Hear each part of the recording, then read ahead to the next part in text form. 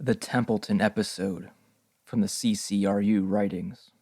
The name of Professor Randolph Edmund Templeton is inextricably tangled with the secret perplexities of time. It was he who, by way of a yet barely comprehended time anomaly, provided the model for H.P. Lovecraft's Randolph Carter.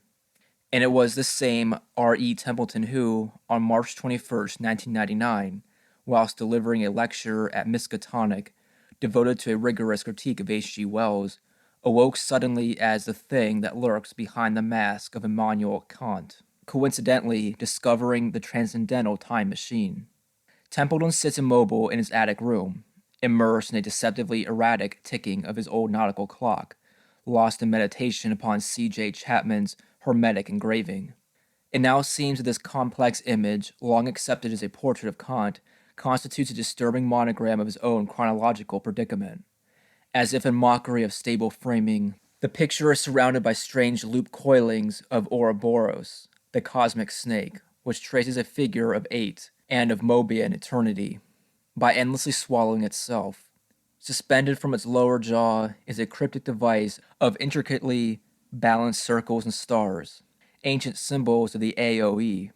Above the serpent's head, a facsimile of Kant is etched in profile, the face fixed in an amiable if distant expression. What was it, though, that hid behind the death mask, where it cut off, below and behind the jaw, false ear and double hairline?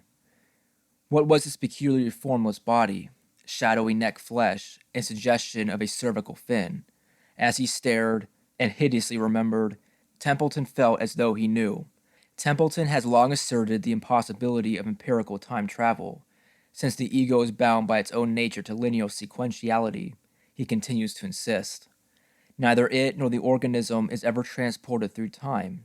Nevertheless, he describes the Critique of Pure Reason as a time-traveling manual, although of another kind. He uses Kant's system as a guide for engineering time synthesis.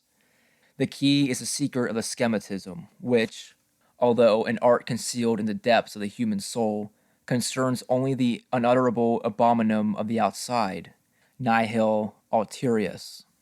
In exteriority, where time works, that part of you which is most yourself has nothing in common with what you are. When Templeton fell into himself that day, he found, instead of what he thought himself to be, the thing, in itself, at zero intensity. It was perhaps, or necessarily, that continuous hyperbody, the lurker at the threshold, which H.P. Lovecraft names Yog-Sothoth.